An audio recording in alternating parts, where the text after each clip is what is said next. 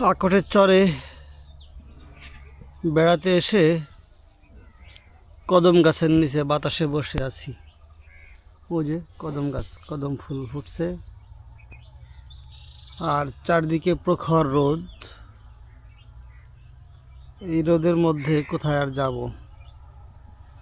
তাই কদম গাছের ছায়ায় বসে আছি। খুবই ভালো পরিবেশ, ভালো লাগতেছে আর কি। এখানে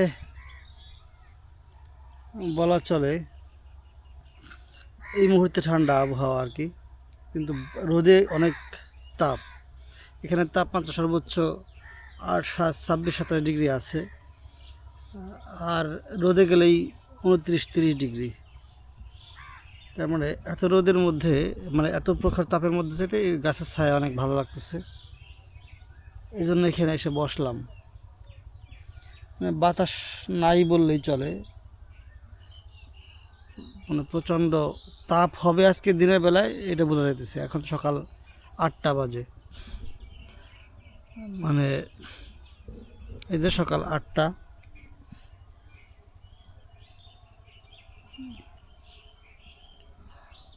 কিন্তু যখনই 10টা-11টা বাজলে বোঝা যাবে যে আজকের কী অবস্থা হয়। প্রচণ্ড তাপ হবে, কারণ একেবারে মেঘমুক্ত আকাশ, বাতাসমুক্ত অঞ্চল। মানে মেঘমুক্ত বলতে বৃষ্টি হওয়ার সম্ভাবনা একেবারেই নাই। হঠাৎ বৃষ্টি যে কোনো সময় হতে পারে, মানে অস্থায়ীভাবে হঠাৎ করে মেঘ তৈরি হয়ে যদি বৃষ্টি হয় সেটা হলো ভিন্ন কথা, কিন্তু মেঘ এই মুহূর্তে কোনো সংকেত নাই। আর আকাশও ক্লিয়ার একেবারে, কোথাও একটু মেঘ দেখা যাচ্ছে না, পুরো আকাশ ক্লিয়ার। আর এদিক দিয়ে সূর্য উঠছে।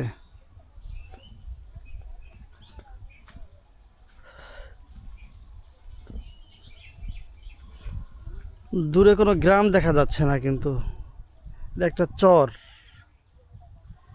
বিশাল বড় একটা চর। প্রায় 5 থেকে 7 মিনিট লাগবে এই চরটা পাড়ি দিতে। এই খণ্ডটা পাড়ি দেওয়ার পরে অনেক বড় পদ্মা। এই পদ্মা পাড়ি দিলে আমরা ফরিদপুর জেলা থেকে সম্ভবত